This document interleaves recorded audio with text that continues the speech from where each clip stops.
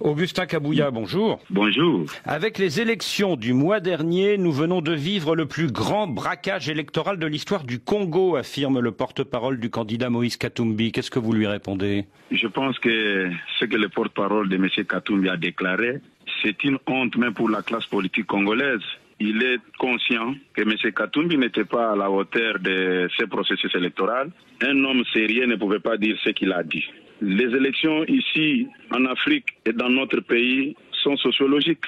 Je ne pense pas que Katumbi avait bien préparé les élections. Mais je peux vous dire avec certitude que le candidat numéro 20, je parle de son Excellence Félix Tshisekedi, il était bien entouré. L'Union sacrée a battu une campagne d'encerclement. Quand vous regardez au nord de notre pays, tous les hommes influents de la politique congolaise étaient derrière le candidat numéro 20, son Excellence Félix Tshisekedi. Quand vous allez au niveau de l'Est, c'était la même chose. À l'Ouest, au centre, n'en parlons même pas.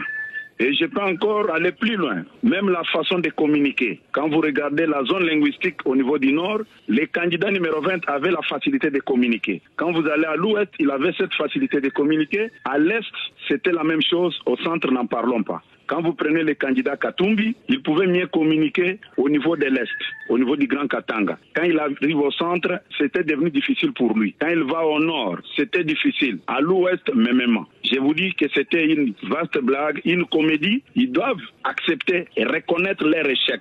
Mais tout de même, ces bureaux de vote qui sont restés ouverts pendant 7 jours et 7 nuits, est-ce que cela n'entame pas la crédibilité du scrutin? Mais ce candidat est conscient, il sait très bien que même les 18% qu'on a attribués à leur candidat, ils ne méritaient pas ces pourcentages-là. Quand vous regardez la zone linguistique, M. Katumbi a du mal à communiquer. Et il n'était pas vraiment à la hauteur. Moi, j'ai travaillé sur l'élection de mon chef depuis 2019, quand j'ai travaillé sur la redynamisation du parti. Et là, tout le monde était distrait. Et ce que nous avons récolté aujourd'hui, c'est le parachèvement des travail abattu pendant 5 ans. Si vous demandez, à part Katumbi, qui encore dans son parti peut faire le travail qui peut séduire la population? Personne. Ils sont forts dans les médias pour tromper. Et les résultats sont là. Juste avant l'annonce des résultats des législatives, la CENI a exclu du processus quelques 82 candidats, pour la plupart aux législatives nationales, dont 12 étaient des candidats de votre parti UDPS et beaucoup d'autres de l'Union sacrée. Ils sont accusés d'avoir manipulé le scrutin en détenant par devers eux des machines à voter et d'avoir donc agi de façon tout à fait illégale. Comment réagissez-vous? L'IDPS s'est battu pour un état de droit dans notre pays. Ce n'est pas parce que vous faites partie de l'IDPS que vous serez épargné de n'importe quel problème. Si il est prouvé noir sur blanc que les candidats de l'IDPS étaient impliqués dans des fraudes, ils doivent être traités de la même manière que les autres. D'ailleurs, vous l'avez bien dit, c'était 12 candidats IDPS qui ont été invalidés. Nous n'avons pas voulu influencer de notre pouvoir politique pour sauver certains membres du parti. C'est pour vous dire que nous étions d'accord qu'on puisse sanctionner et mettre fin à de tels genres de pratiques. Pendant cette campagne présidentielle, vous avez tapé fort contre le régime rwandais et son président Paul Kagame, que vous n'avez pas hésité à comparer à Adolf Hitler. C'est du racisme, c'est de la xénophobie, affirme l'opposition. Qu'est-ce que vous répondez? On n'a pas tapé sur M. Kagame. Nous avons seulement montré à l'opinion et au peuple congolais la source de leur malheur. Nous sommes de cœur avec nos frères de l'Est. Que Kagame continue à tuer. Si nos amis trouvent que ce que Kagame fait, c'est une bonne chose, nous disons bravo, mais qu'ils aillent encore développer le même discours dans la partie est de notre pays, s'ils seront applaudis par cette population-là qui souffre il y a de cela une vingtaine d'années. Est-ce que vous n'êtes pas tombé dans un certain populisme? Non, ce n'est pas du populisme. Les experts de l'ONU avaient prouvé à travers les rapports que c'est Kagame qui occupait la partie est de notre pays. Si nous tombons dans le populisme, je pense qu'il faut commencer par l'ONU qui nous avait fourni les rapports. La grande crainte de l'opposition maintenant, c'est qu'à présent, au Congo, la communauté kassaïenne s'arroge tous les pouvoirs. Non, c'est faux, archi faux.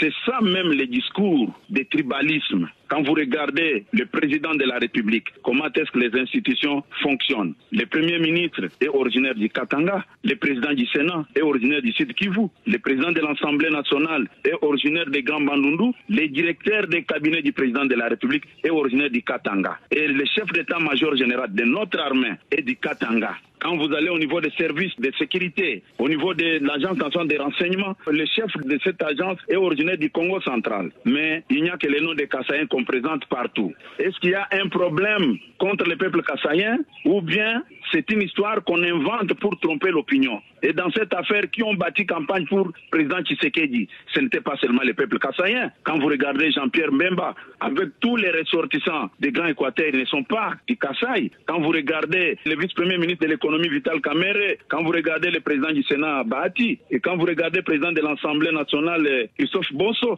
ils ne sont pas du Kasaï. Mais pourquoi? C'est un argument des faibles. Ils ont perdu. La population n'était pas d'accord avec eux. Ils doivent accepter leur échec. Alors aux élections législatives, votre parti UDPS arrive en tête avec 69 sièges, avec un siège pour vous d'ailleurs, Augustin Kabouya, mais il faut 251 députés pour avoir la majorité à l'Assemblée nationale. Est-ce que vous avez confiance dans la loyauté de tous les partis de votre alliance pour former cette majorité dans la durée? Oui, sincèrement, ça sera injuste de ne pas reconnaître l'apport de nos alliés au sein de l'Union sacrée. Ces hommes et ces femmes étaient toujours loyaux vis-à-vis du candidat indépendant, son Excellence Félix-Antoine Tshisekedi. Nous avons remporté les élections. Je suis obligé de travailler, de fédérer avec tout le monde autour du chef de l'État. Je pense que c'est ça l'essentiel pour moi. Tout le monde a une place au sein de l'Union sacrée. Avec l'UDPS et vos partis satellites, vous avez un socle de 140 sièges,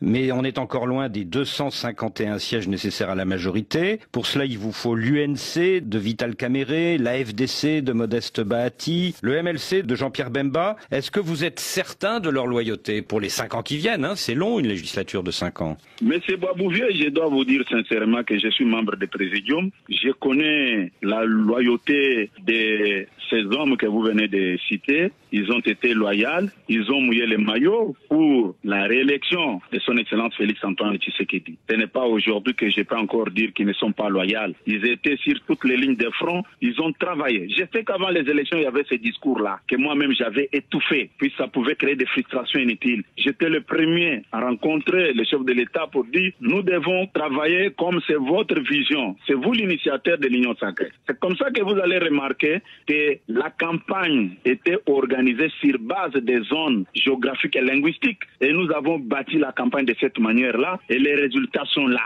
Ceux qui ne voulaient pas appliquer cette méthode n'ont pas apporté quelque chose. Et je peux vous dire, quand vous regardez quelqu'un comme Frank Djongo, il est du Kasaï, derrière Katumbi. Quel a été son apport? Quand vous regardez Delit Setanga, proche de Katumbi, originaire du Kasaï, quel pouvait être son apport? Quand vous regardez d'autres personnes que j'ignore même les noms, je peux parler de Matata au niveau du Maniema là-bas. Il a apporté quelque chose. Mais c'est tout. Je vous dis, nous allons travailler avec tout le monde. Je suis le responsable de l'IDPS. Je ne vois pas le mal si je continue à collaborer avec les gens de l'Union sacrée. Ils sont là, ils doivent se sentir à l'aise. Mais pendant la précédente législature, il y a eu un grand basculement de majorité. Vous ne craignez pas le même phénomène dans la nouvelle? Ce qui m'intéresse, c'est la réalité qui est devant nous et la confiance que j'ai personnellement à travers les membres de l'Union sacrée. Vous ne pensez pas que ce sera une majorité hétéroclite? Nous allons travailler, monsieur Boisbouvier. Soyez calme.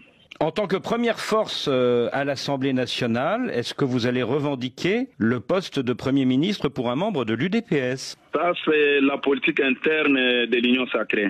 Mais vous y pensez? Je ne peux pas étaler toute notre stratégie sur la place publique à travers les médias. Laissons-nous d'abord nous rencontrer en tant qu'Union sacrée, réfléchir pour voir qu'est-ce que nous allons faire dans l'avenir. Votre principal allié dans la nouvelle Assemblée, ce sera l'UNC de Vital Kamerhe. Est-ce que vous pensez qu'il est en droit, lui aussi, de revendiquer le poste de Premier ministre pour un membre de son parti? Il n'est pas exclu à un homme politique ou bien à une formation politique d'avoir des ambitions. Vous ne seriez pas choqué à l'idée que le futur Premier ministre vienne des rangs de l'UNC, par exemple? Mais il n'y a pas seulement l'INC qui fait partie de l'Union sacrée. Si l'INC réclame, c'est son droit le plus légitime, pourquoi ça doit nous choquer? L'INC était utile pour battre campagne, mais quand l'INC revendique quelque chose, ça devient un problème. Moi, je n'ai pas l'habitude de mener cette politique-là. Laissons le temps au temps, que chacun s'exprime librement et nous allons voir ce que telle ou telle personne peut récolter. Voilà. Et en fait, votre grande occupation dans les jours et les semaines qui viennent, c'est la répartition des postes entre tous les membres de la nouvelle Union sacrée.